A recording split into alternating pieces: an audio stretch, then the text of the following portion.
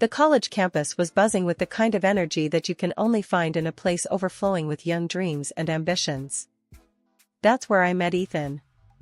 We were both gunning for the same scholarship, the kind that not only covered tuition but also bragging rights. It was big, it was what every nerd in our batch was after. And boy, did we clash over it. Seriously, Ethan? You think you can outdo me on the thesis? Dream on. I'd scoff at him across the library, my eyes barely lifting from my laptop. He'd just grin, that annoyingly confident smirk that drove me nuts. Ava, I'll see you at the finish line. Better bring your A game. We were both stubborn as hell, each convinced we were the rightful winner of that grant. Our debates got so heated, sometimes I thought we'd end up setting the lecture halls on fire with our arguments. Your argument on the economic theories is so half-baked, I could serve it for breakfast, Ethan once told me during a mock debate. The class had erupted in laughter, and I could feel my cheeks burning, not just from embarrassment but from the raging fire to prove him wrong.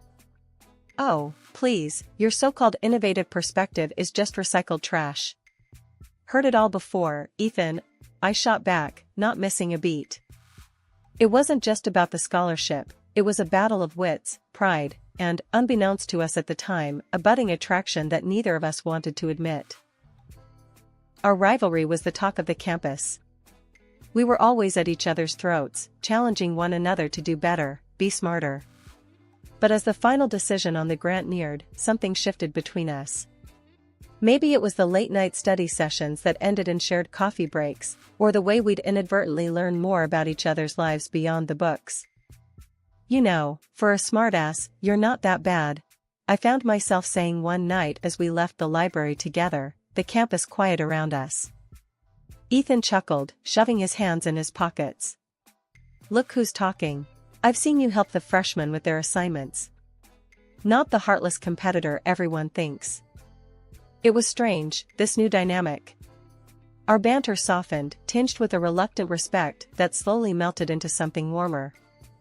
When the day of the scholarship announcement came, we sat next to each other, an unspoken truce between us. May the best man, or woman, win, Ethan whispered, his hand brushing mine. I remember the rush of emotions when they called my name. But what stood out more was the genuine smile on Ethan's face. Guess you were the best man after all, he said, his laughter mingling with mine.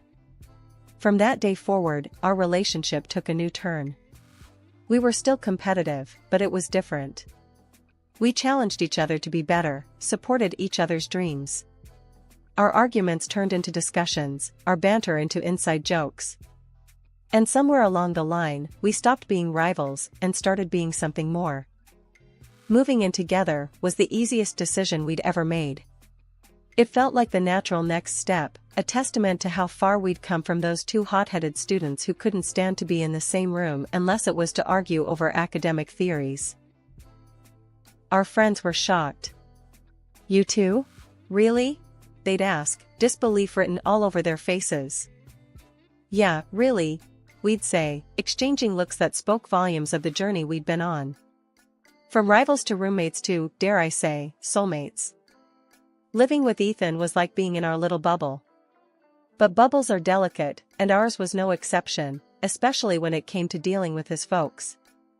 Martha and John were as traditional as they come, and our choice to live together without the whole marriage shebang didn't sit well with them. Not at all. It was like a broken record every time we saw them. You're living in sin, Ava. It's not right. Martha would start, her tone laced with disappointment and a touch of scorn. She was a pro at guilt trips, making sure to sprinkle in stories of her own purity. John and I didn't even kiss until we were married. Can you imagine? I tried to keep my cool, respect was important to me, but boy, was it hard. Martha, times have changed. People don't wait for marriage to be together anymore. It's normal. Ethan stood by me, bless him, but it was like talking to a wall with them. John would chime in, voice heavy with this sense of betrayed values. We raised you better, Ethan. You're supposed to be a decent man, not swayed by this. That's what I was to them. Never Ava, always this, as if I were some bad influence instead of the person their son loved. Ethan tried to bridge the gap. "Mom, Dad, I love Ava. We're happy. Can't you just be happy for us?" But nope, it was like everything he said just bounced off them. Martha, with her knack for drama, would clutch at her pearls, literally. "Happy? How can we be happy when you're living in sin? It's not right, Ethan. You know it's not." The worst part? Ethan was caught in the crossfire. His folks made it seem like I had him under some spell. "You've changed, son. This isn't you," John would say, shaking his head like Ethan was some puppet gone rogue. And me? I was trying not to lose it. I respected their beliefs, sure, but the constant judgment was a drag. I told Ethan as much. I get where they're coming from, but I'm not the enemy here. We're just living our lives. "I know," he'd sigh, looking like he was carrying the world on his shoulders. "It's just, they're my parents. I wish they could see how good we are together." In the end, it felt like we were stuck in this loop. Us trying to live our lives, them seeing it as some personal affront. It was exhausting, dealing with the endless lectures and the not-so-subtle digs at our life choices. But what could we do? They were his parents, and no amount of reasoning seemed to make a dent. So we kept on, living our sinful life, hoping one day they'd come around. Or at least, stop making every dinner feel like a trial where we were always found guilty. Just when I thought Martha and John's nagging couldn't get any worse, they hit us with a new plan. "You both need guidance," Martha announced one evening, her tone more determined than ever. "We've arranged for you to meet with Father Mike. He'll set you straight." Ethan and I exchanged a look. The kind that said, "Are you kidding me?" without needing words. "Mom, really? We don't need a priest to tell us how to live our lives," Ethan tried to reason, his patience wearing thin. But Martha was on a mission, and when Martha got going, there was no stopping her. "It's not up for discussion, Ethan. You're going, and that's final. It's for your own good." So there we were, a few days later, sitting uncomfortably in Father Mike's office, a cozy little room filled with religious books and those cliché inspirational posters. Father Mike was a kind-looking man, but the situation was just absurd. "Now, I understand there's some concern about your living arrangements?" Father Mike began, peering over his glasses at us. I bit my tongue, really wanting to say something snarky, but managed to keep it civil. "We're fine, really. It's just that Ethan's parents are a bit traditional." Father Mike nodded, as if this wasn't the first time he'd been dragged into a family squabble. "Marriage is a sacred union, but so is love and respect for one another. Are you two committed to each other?" Ethan took my hand, giving it a reassuring squeeze. "Yes, we are. Completely." The priest smiled, then turned to some of his books, probably looking for some wise quote to throw at us. But before he could get into it, Ethan cut in. "Look, Father, we appreciate what you're trying to do, but we're happy. Isn't that what matters?" Father Mike looked at us, then, after a long pause, he closed his book. "You're right. Happiness and commitment are what truly matter. Maybe it's not me who needs to guide you, but perhaps I can help your parents understand your choices." That meeting didn't magically fix everything, but it was a start. Or so we thought. Martha and John thanked Father Mike for his time, but seemed to ignore the whole "happiness and commitment are what truly matter" part. Instead, they focused on the sacred union bit. "See? Even Father Mike agrees. You two need to get married," Martha insisted, completely missing the point. Ethan and I just looked at each other, the reality of the situation sinking in. No matter what we did, it seemed like his parents would never be satisfied. It was like banging our heads against a brick wall. "Let's just get married and get it over with," I muttered to Ethan on our way home, half joking, but also half desperate for some peace. Ethan sighed, the weight of the world on his shoulders. "I'll do anything if it means they'll finally leave us alone." Little did we know, that decision to give in would open a whole new can of worms. But at that moment, all we wanted was a break from the constant pressure. If a wedding was what it took, then so be it. The wedding was something straight out of a fairy tale, or so I thought. I pulled out all the stops to make sure it was an event that would make Martha and John happy, given their traditional views. The church was decked out in flowers, the music was solemn yet uplifting, and I was dressed in a gown that was the very definition of elegance. Even Martha, who could rival a statue when it came to showing emotions, shed a few tears during the ceremony. But, of course, there was a catch. My friends, who'd been my rock through this whole ordeal, came dressed to kill. They looked amazing, but apparently, their style was a bit too much for Martha. "Did you see how they're dressed?" she whispered to me, right in the middle of the reception. "It's a wedding, not a nightclub." I could feel my cheeks burning, not sure if it was from anger or embarrassment. "Martha, they're my friends. They're here to celebrate with us. Can we just focus on that?" She clucked her tongue, shaking her head like I'd just failed the world's easiest test. "I'm just saying. A little modesty wouldn't hurt." After we caved and got hitched, Martha and John must have thought they snagged an all-access pass to our place. No kidding, they started popping by every single day. If you ever needed a live demo of what too much looks like, this was it. One Saturday morning, there's a knock that could wake the dead. I'm talking 6 a.m., and these two are at our door like they're about to miss a flight. Ethan, barely awake, trudges to the door, and there they are, bright and chipper. "Good morning. We thought we'd spend the day together." Martha chirps, pushing past Ethan like it's the most normal thing in the world. I'm in the kitchen, drowning my sorrows in coffee, when John starts critiquing my choice of breakfast. "You know, a hearty breakfast is important. Is this even food?" He's eyeballing my cereal like it's from another planet. "Eggs and bacon were fine for you, right?" I mutter under my breath, not in the mood to start my day off with a lecture on nutritional values. Then, Martha, bless her heart, decides to give me a rundown on cleanliness. "Ava, dear, have you considered organizing your cupboards a bit more? And maybe using some coasters? Water rings on the table are such an eyesore." I'm biting my tongue so hard it's a miracle I still have it. Ethan sees me clenching my fists and jumps in.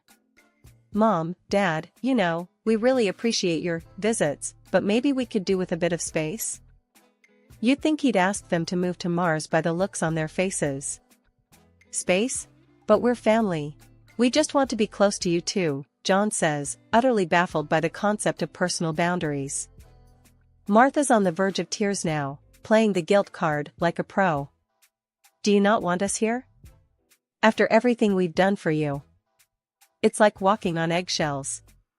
You try to set some ground rules, and suddenly you're the villain in their soap opera. I hit my breaking point on a Thursday evening, the kind that started with the same old surprise visit from Martha and John and ended with me locking myself in the bathroom, just to get a minute of peace. "This has got to stop," I muttered to Ethan as we lay in bed, the moon casting a soft glow through our window. "Your folks are driving me nuts. It's like we're living in a reality show, but there's no escaping the cameras." Ethan, looking as worn out as I felt, let out a long sigh. "I know, babe. It's getting to me too. What do we do, though? They're my parents." But this is our home. We can't keep living like this," I shot back, my frustration bubbling over. "We need space. Real space. Maybe we should move. Like, actually move." Ethan propped himself up on one elbow, eyeing me like I'd just suggested we join the circus. "Move? Like, pack up everything and just go?" "Why not?" I was half serious, half desperate. "Your parents can't drop by if we're not here, right?" The idea seemed radical, even to me, but the more we talked about it, the less crazy it seemed. We started to imagine a life where dinner wasn't interrupted by unannounced visits or our weekends weren't planned around avoiding his parents. "Okay, let's say we do this. Where would we go?" Ethan asked, the gears in his head turning. "I don't know. Somewhere close enough to keep our jobs but far enough that it's not just a hop, skip, and a jump for your mom and dad, I suggested, warming to the idea. The decision felt right, almost liberating. We started house hunting online, looking for a place that could be our fresh start, far away from unannounced morning visits and constant criticism. It wasn't long before we found it, a cozy little house in a neighboring city. It was perfect, and the best part? I could buy it with the money I'd inherited from my grandmother. This wasn't just a new house, it was a statement. My money, my rules. A fresh slate on our terms. They're going to flip, Ethan said, dreading the conversation. Mom's going to think we're abandoning them. Maybe, I conceded, but we're not doing this to hurt them. We're doing it for us, for our sanity. They'll just have to understand. The conversation went as well as we'd feared. There were tears, accusations, and a lot of guilt being thrown around. But we stood our ground, knowing this was the right move for us. We did it, I said to Ethan as we signed the papers, the weight of the world lifting off our shoulders. The move was hectic, filled with boxes and goodbyes and the promise of peace. We kept our jobs, commuting a bit further than before, but every mile was worth it for the tranquility that greeted us at the end of the day. Our new life in the neighboring city was everything we'd hoped for. We fell back into our old rhythms, enjoying the quiet and the privacy we'd missed so much. The in-laws? We kept in touch through the internet, a safe buffer that allowed us to control the narrative and the visits. It was a compromise, but a necessary one. Our calls were polite, the conversations brief and infrequent, but it was enough to keep the peace. Just when Ethan and I thought we'd found our slice of peace in the new city, life decided to throw us a curveball. It was a quiet Sunday morning, the kind where you just want to laze around and enjoy the calm. That's when the doorbell rang, shattering the silence. Who could that be? I murmured, not expecting anyone. We weren't exactly social butterflies, especially not here, not yet. Ethan shrugged, equally puzzled, and strolled over to the door. When he opened it, his puzzled look morphed into outright disbelief. There, on our doorstep, stood Martha and John, each with a suitcase bigger than the last time they'd criticized our breakfast choices. Surprise! Martha exclaimed, her smile wide enough to split her face. John just nodded, his usual taciturn self, but even he seemed to wear a small grin. How did you? Why? Ethan's eloquence was gone, replaced by staccato confusion. We've decided to move in. Martha declared as if announcing they'd won the lottery. It's time we all lived together, as a family should. My mind raced. This had to be a joke, a very bad one. Move in? With us? I echoed, hoping I'd misunderstood. Yes, dear. We sold our house. We're here to stay, Martha said, pushing past Ethan, making herself at home as if she hadn't just dropped a bombshell on our doorstep. Ethan and I exchanged a look of sheer panic. You can't just decide to move in with us, I managed to say, finally finding his voice. Martha and John weren't just shocked at our refusal, they were outraged. You can't possibly expect us to leave. We're family, and this house, it's as much our son's as it is yours, Martha asserted, her voice a mix of indignation and disbelief. John, usually more reserved, joined in with a surprising fierceness. Exactly. Ethan's our son, and you're living here, thanks to him. You're just a freeloader, making decisions that aren't yours to make. I could barely contain my laughter, not because it was funny, but because of the sheer audacity. Ethan's face was a picture of shock, turning to me with wide eyes as if to say, "Are they serious?" Hold on a minute, I said, still chuckling as I went to retrieve a folder from our home office. I flipped it open to a very important document, the deed to the house. I made sure they could see it clearly. See this? This house was bought with the money I inherited from my grandmother. I am the sole owner. So, actually, it's entirely up to me who lives here. And you, I pointed squarely at Martha and John, are not staying. Martha's mouth opened and closed like a fish out of water, while John's face turned a shade of red I hadn't seen before. Ethan stepped beside me, a proud yet stern look on his face. You heard her. Ava bought this house. Not me, not us, Ava. And we've decided together that moving in uninvited isn't an option. After I dropped the bombshell about owning the house, Martha tried to play her final card, all but declaring squatters' rights on account of Ethan living with me. He's our son. We have every right to be wherever he is. We're family, and that means we stay together, she announced, puffing up like a peacock. I couldn't help it, a laugh escaped me before I could clamp it down. This was it, the moment I'd been keeping close to the chest for just such an occasion. Well, here's a fun fact for you, I said, the smile on my face growing wider by the second. Ethan and I? We're not actually married. Not legally, anyway. The wedding was for show, to get you off our backs about living in sin. The look on Martha and John's faces? Priceless. Like they'd swallowed lemons whole. What do you mean not married? That whole ceremony. Martha's voice trailed off, her brain unable to compute. Yep, a ceremony without the paperwork. So, technically, you're not my in-laws. And this, I gestured around, is my house. Ethan's just living with me. My rules, my decision who stays and who goes. John's face went through 50 shades of red, anger, and embarrassment battling for dominance. You can't just, that's not how things are done. Ethan stepped up then, his tone steady but firm. Mom, Dad, I love Ava. And I'm tired, so tired, of the way you've treated us, her especially. We did what we had to live our lives on our terms. It's time you went home. Martha, not one to go down without a fight, turned her frustration into a weapon. Ethan, you listen here. You're going to leave this woman and come with us. She's tricked you, manipulated you. But Ethan was unmovable, a rock in the storm. No, Mom. I'm staying. With Ava. I love her, even if we're not married by your standards.